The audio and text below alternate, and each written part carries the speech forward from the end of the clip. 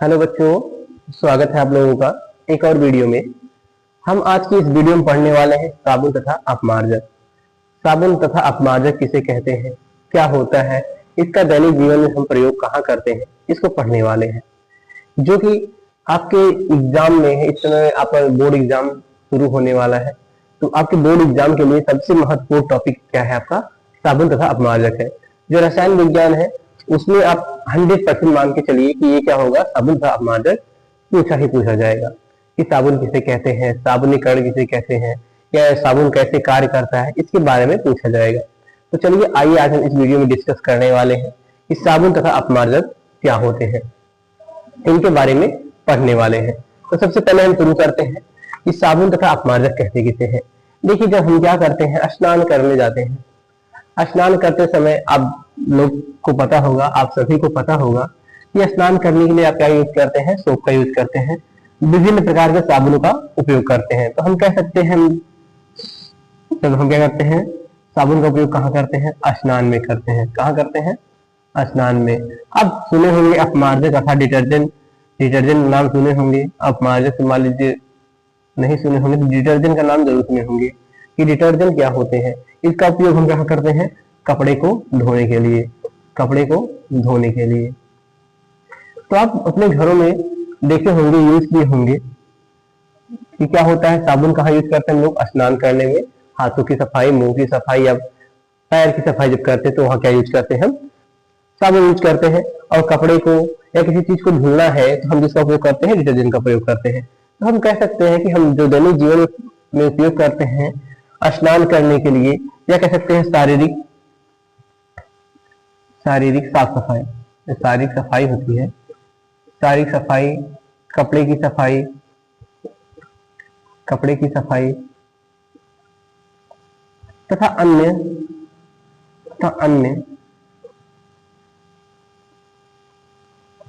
वस्तुओं की सफाई, अन्य वस्तुओं की सफाई। तो ये क्या हो गया आपका, शारीरिक सफाई, कपड़े की सफाई, या जो अन्य वस्तुएं होती हैं, कुछ पदार्थ होते हैं जिनका हम क्या करते हैं, सफाई करते हैं, अर्थात उससे गंदगी को दूर करते हैं।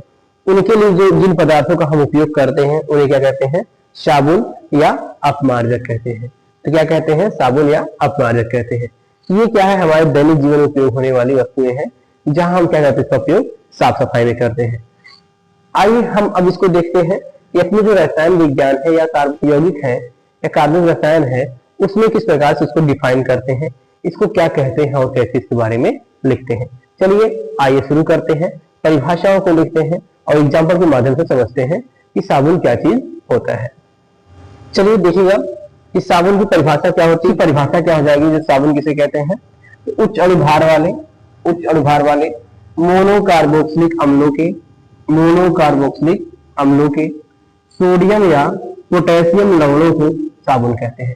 साबुन क्या होता है, उच्च अणुभार वाले मोनोकार्बोक्सिलिक अम्लों के सोडियम या पोटेशियम लवण को साबुन कहते हैं। परिभाषा क्या हो जाएगी, जो साबुन है इसी परिभाषा क्या हो जाएगी, उच्च अणुभार वाले मोनोकार्बोक्सिलिक अम्लों के सोडियम या पोटेशियम लवण को हम क्या कहते हैं, साबुन कहते हैं। तो मोनो का मतलब क्या होता है, एक होता है। मोनो का मतलब क्या होता है, एक होता है। और आप सबको पता होना चाहिए, कार्बोक्सिलिक अम्ल है ये क्या चीज होता है, C OH होता है। ये कार्बोक्सिलिक आपको क्या होता है, एसिड होता है।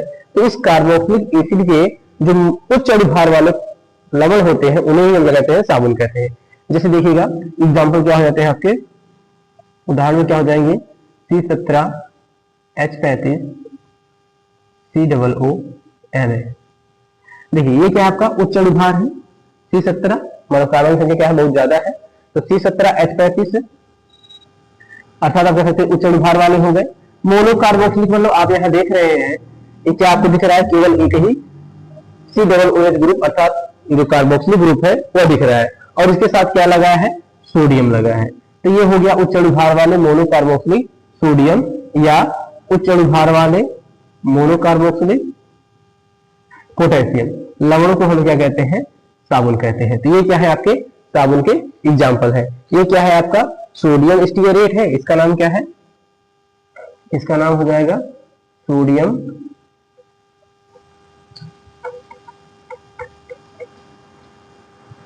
स्टीयरेट हो जाएगा। इसका क्या नाम हो जाएगा, पोटेशियम स्टीयरेट। क्या हो गया आपका? सोडियम स्टीयरेट और पोटेशियम स्टीयरेट। तो क्या हो गया साबुन? उच्च अणुभार वाले मोनोकार्बोक्सिलिक अम्लों के सोडियम या पोटेशियम लवण को हम क्या बोलते हैं? साबुन कहते हैं। एग्जाम्पल में हमने देख लिया C17H35COONA, जिसका नाम क्या है? Sodium stearate. और C17H35COO इसका नाम क्या है? Potassium stearate. दोनों को हम क्या कहेंगे? साबुन कहेंगे। दोनों को क्या कहेंगे? साबुन कहेंगे। तो आपको ये फार्मूले याद कर लेना है। जो ये दोनों फार्मूले हैं सभी को याद होना चाहिए, क्योंकि आपके एग्जाम में ये 100% क्या होता है? पूछता है कि साबुन के सूत्र को लिखिए, कि साबुन का सूत्र क्या होता है। तो ध्यान से देखिए, साबुन किसे कहेंगे? उच्च अणुभार वाले मोनो कार्बोक्सिलिक अम्लों के सोडियम या पोटेशियम लवण क्या कहेंगे? साबुन कहेंगे। और उसके एग्जाम्पल क्या है? C17H35COONA या C17H35COO। ये क्या हो गए? आपके साबुन हो गए। चलिए अब इसके बाद देखते हैं अपमार्जक क्या होता है और अपमार्जक की परिभाषा क्या है। चलिए देखिएगा, अपमार्जक किसे कहते हैं? इसकी परिभाषा क्या हो जाएगी? उच्च अणुभार वाले कार्बोक्सिलिक अम्लों के अमोनियम या सल्फोनेट लवण को क्या कहते हैं? अपमार्जक कहते हैं। तो साबुन में क्या था आपका? साबुन में था उच्च अणुभार वाले कार्बोक्सिलिक अम्ल के सोडियम या पोटेशियम लवण थे। क्या थे आपके? सोडियम या पोटेशियम लवण थे। लेकिन आपका क्या है? अपमार्जक जो है, अपमार्जक में क्या आ जाता है? अमोनियम एवं सल्फोनेट लवण होते हैं। सेम चीजें होती है, उच्च अणुभार वाले कार्बोक्सिलिक अम्ल ये भी होते हैं और साबुन भी होते हैं। लेकिन उसमें क्या होता है? सोडियम या पोटेशियम के लवण होते हैं, इसमें आपके अमोनियम या सल्फोनेट के लवण। तो चलिए देखिएगा, इसका एग्जाम्पल देख लेते हैं। एग्जाम्पल क्या होता है? एग्जाम्पल क्या होता है? C12H25SO4Na। क्या हो गया? C12H25SO4Na। ये आपका क्या है? अपमार्जक का फार्मूला है। ये क्या है? अपमार्जक का सूत्र है। इसे क्या बोलेंगे? अपमार्जक कहते हैं। अपमार्जक कहते हैं। और इसका जो नाम है, जो रासायनिक नाम है, रासायनिक नाम क्या है? सोडियम लॉरिल सल्फेट है। क्या नाम है? सल्फेट है। सोडियम लॉरिल सल्फेट है। तो अपमार्जक क्या हो गया? अपमार्जक उच्च अणुभार वाले कार्बोक्सिलिक अम्लों के अमोनियम या सल्फोनेट लवण को क्या कहते हैं? अपमार्जक कहते हैं। एग्जाम्पल के रूप में क्या हो जाएगा आपका? C12H25SO4Na, जिसका नाम क्या है? सोडियम लॉरिल सल्फेट है। तो ये हो गया आपका अपमार्जक। चलिए अब इसके बाद पढ़ते हैं हम इसकी निर्माण विधि को, कि साबुन निर्माण कैसे होता है, उसकी विधि क्या है। चलिए आइए शुरू करते हैं और देखते हैं कि कैसे हम साबुन को बनाएंगे। देखिएगा, चलिए आइए देखते हैं, हम देखते हैं साबुन का निर्माण होता है वह कैसे होता है। साबुन का निर्माण कैसे होता है? वसा अम्लों के ग्लिसरॉल एस्टरों को जलीय सोडियम हाइड्रोक्साइड के साथ क्या कराते हैं? क्रिया कराते हैं, तो साबुन का निर्माण होता है। तो हम क्या करते हैं? जब जो वसा अम्ल होते हैं उनके ग्लिसरॉल एस्टरों का किसके साथ? सोडियम हाइड्रोक्साइड के साथ क्या कराते हैं? अभिक्रिया कराते हैं। ग्लिसरॉल एस्टरों का सोडियम हाइड्रोक्साइड के साथ क्रिया कराते हैं। क्रिया कराने के फलस्वरूप किसका निर्माण होता है? साबुन का निर्माण होता है। किसका निर्माण होता है? साबुन का निर्माण होता है। तो साबुन के निर्माण की इसी विधि को हम क्या कहते हैं? साबुनीकरण कहते हैं। ध्यान रखिएगा, इंपॉर्टेंट टॉपिक है आपका ये। साबुनीकरण किसे कहते हैं? आपसे पूछा जाता है साबुनीकरण किसे कहते हैं, तो आपको क्या बताना है? कि साबुन निर्माण की विधि को साबुनीकरण कहते हैं। या पूरा आप क्या बताएंगे? वसा अम्लों के ग्लिसरॉल एस्टरों को जलीय सोडियम हाइड्रोक्साइड के साथ क्रिया कराते हैं, उस दौरान क्या होता है? साबुन का निर्माण होता है। तो साबुन निर्माण के इसी प्रोसेस को हम क्या बोलते हैं? साबुनीकरण कहते हैं। तो क्या बताना है आपको साबुनीकरण में? जब हम साबुन का क्या करते हैं? निर्माण करते हैं, साबुन का निर्माण करते हैं, उसी विधि को क्या बोलेंगे? साबुनीकरण कहेंगे। देखिए आप दूसरा एस्टर है CH2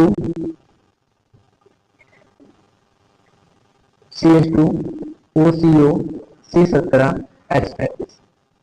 इसके क्या होते हैं? तीन एटम होते हैं उसमें, CHOCO C17H35, CH2OCO C17H35।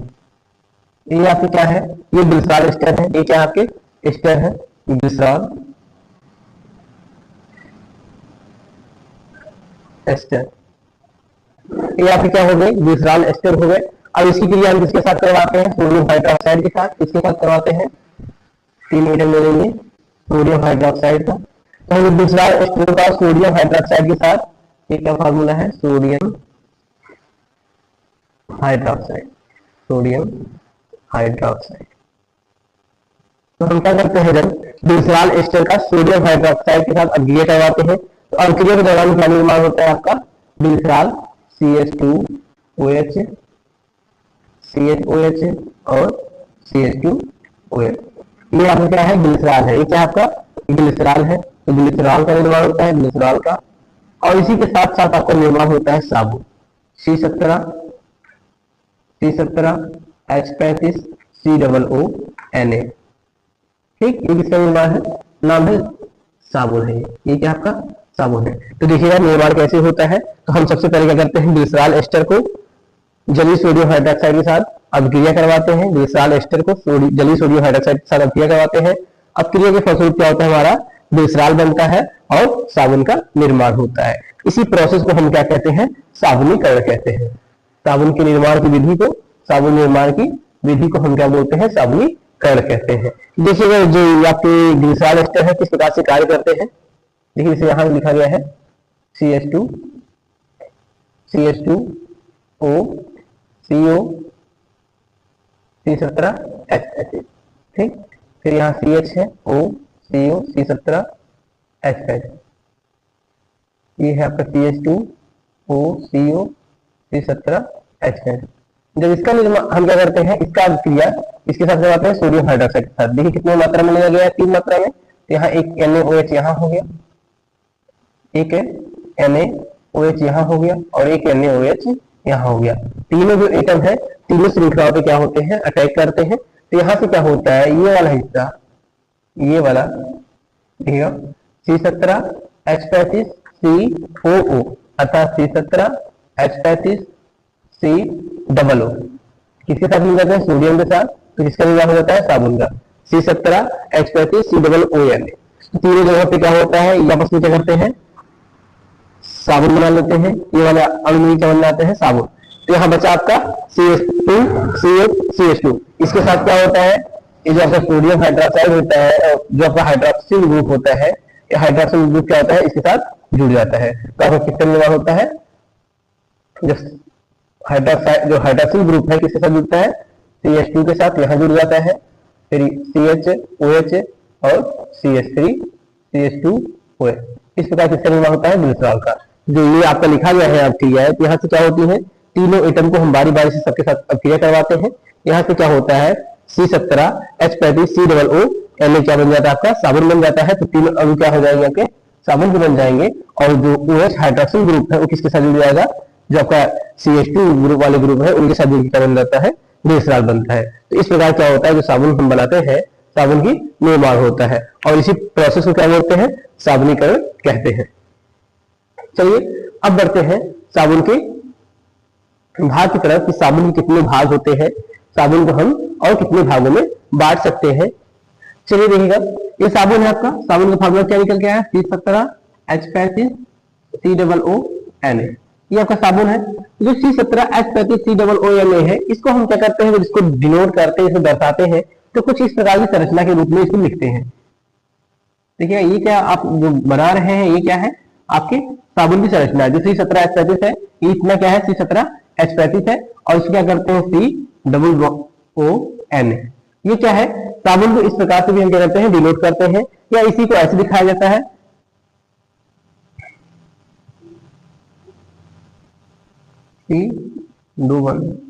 C11O और इसके साथ O और N।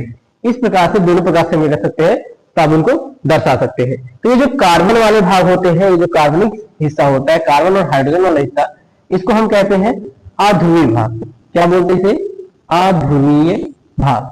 इसे क्या बोलते हैं, अध्रुवीय भाग।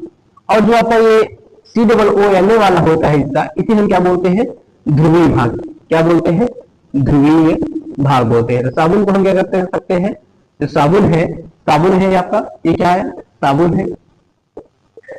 तो साबुन को हम कितने भागों में बांट सकते हैं? 2 भागों में बांट सकते हैं। कितने भागों में? साबुन को हम 2 भागों में बांट सकते हैं। एक कौन कौन हो जाएगा आपका? ध्रुवीय भाग। पहला कौन सा हो जाएगा? ध्रुवीय भाग। दूसरा क्या हो जाएगा? पहला कौन सा हो जाएगा? अध्रुवीय भाग। दूसरा कौन सा हो जाएगा? ध्रुवीय भाग। दूसरा क्या हो जाएगा? ध्रुवीय भाग। तो हम साबुन को 2 भागों में बांट सकते हैं। एक है अध्रुवीय भाग, दूसरा ध्रुवीय भाग। जो आपका कार्बन वाला हिस्सा है, कार्बन और हाइड्रोजन वाला हिस्सा है, उसे क्या बोलते हैं? अध्रुवीय भाग बोलते हैं। जो कार्बोक्सिलिक वाला हिस्सा है, जो कार्बोक्सिलिक और सोडियम वाला हिस्सा है, उसे क्या बोलते हैं? ध्रुवीय भाग बोलते हैं। क्योंकि आपको पता होना चाहिए जो कार्बोक्सिलिक यहाँ है, कार्बोक्सिलिक एसिड क्या होता है? COOH होता है। क्या होता है? COOH होता है। इसके एक हाइड्रोजन को रिप्लेस करके क्या जोड़ा जाता है? तो ये टूटता है, जो आपका कार्बोक्सिलिक ग्रुप टूटता है तो क्या होता है? COO- और H+। तो इसी H+ को हटा के हम क्या जोड़ते हैं? वहां सोडियम जोड़ते हैं। क्या बन जाता है आपका? COO- और Na+। क्या बन जाता है? COO- और Na+। तो यहाँ देख रहे होंगे कि सोडियम वाले भाग से क्या होता है? प्लस आया जाता है और कार्बोक्सिलिक ग्रुप जो होता है उससे माइनस आया जाता है। तो यहाँ क्या होते हैं? 2 ध्रुव बन जाते हैं। क्या हो जाते हैं? एक ध्रुव बन जाते हैं, 2 ध्रुव बन जाते हैं। इसी कारण से क्या बोलते हैं? ध्रुवीय भाग बोलते हैं। जैसे क्या करते हैं? कार्बोक्सिलिक वाले ग्रुप को तोड़ते हैं तो उसके पास क्या होते हैं? 2 ध्रुव बनते हैं, इसलिए उनको क्या बोलते हैं? ध्रुवीय भाग बोलते हैं। और दूसरे हिस्से को यहाँ क्या होगा? जो कार्बन और हाइड्रोजन है, तो कार्बन हाइड्रोजन जो होते हैं इसमें कभी आयन नहीं बन पाते हैं। क्या होते हैं? दोनों आ जाते हैं तो आयन नहीं बन पाते हैं, इसलिए से बोलते हैं अध्रुवीय भाग। इसलिए इसे क्या बोलते हैं? अध्रुवीय भाग। तो देखिए, जो अध्रुवीय भाग होता है उसे कार्बन वाले हिस्से को अध्रुवीय भाग कहते हैं, और जो ये कार्बोक्सिलिक ग्रुप वाला हिस्सा होता है उसे क्या बोलते हैं? ध्रुवीय भाग कहते हैं।